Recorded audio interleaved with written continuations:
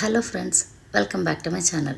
నేను ఏం చేస్తున్నానో చూడండి. ప్రసాదం కోసం కొబ్బరన్నం ప్రసాదం కోసం చేస్తున్నాను కాబట్టి కొద్దిగా ఎక్కువ చేయాల్సి వచ్చింది.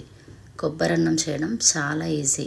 ఇది మనం లంచ్లోకి టిఫిన్లోకి కూడా చేసుకోవచ్చు. వైట్ రైస్ చేసుకున్న తర్వాత ఈ కొబ్బరి ఏదైతే మనము వేపు వేసుకుంటామో దాన్ని వేసి కలిపేసుకోవడమే.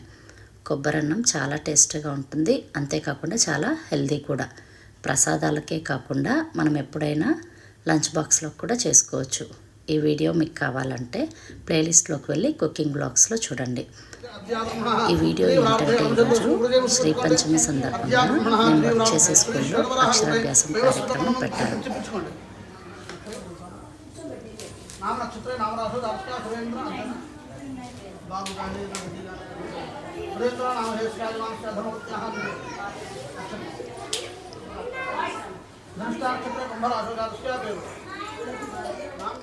చిన్నోడికి 3rd ఇయర్ కాబట్టి మేము కూడా అక్షరాభ్యాసం చేయించాలనుకున్నాం. అక్షరాభ్యాసం అనేది శ్రీ పంచమి రోజు చేపిస్తే చాలా మంచిది.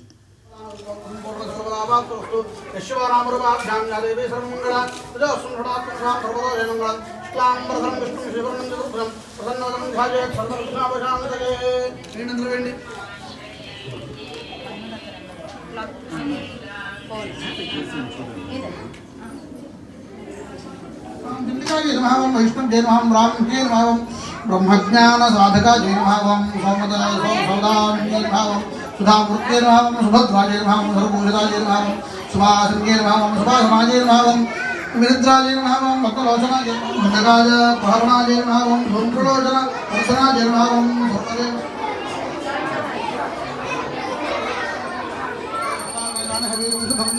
ये नागंतो वे देवा नागं सभाः तहे वास्ते संरक्षन्ति तेन मन सुंदराज्ञा देवसूराजा भवति आनंद यमजत्तप्रदोरि यत्तुक्षुनि आनंद अर्पणदुर्जमाणविराजं सुंदरश्यामि विराजनामं शुद्धानि समर्पयामि रक्षान्धारयामि.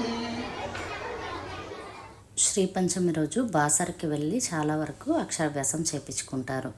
బాసర్లోనే చేయించుకోవాలని ఏం లేదు. ఒకవేళ మనకి కుదరకుంటే మనం ఎక్కడైనా టెంపుల్లో కానీ స్కూల్లో కానీ అక్షరాభ్యాసం చేసే చోటు మన పిల్లలకి అక్షరాభ్యాసం చేయిస్తే చాలా మంచిది. చూసారు కదా ఈ వీడియో.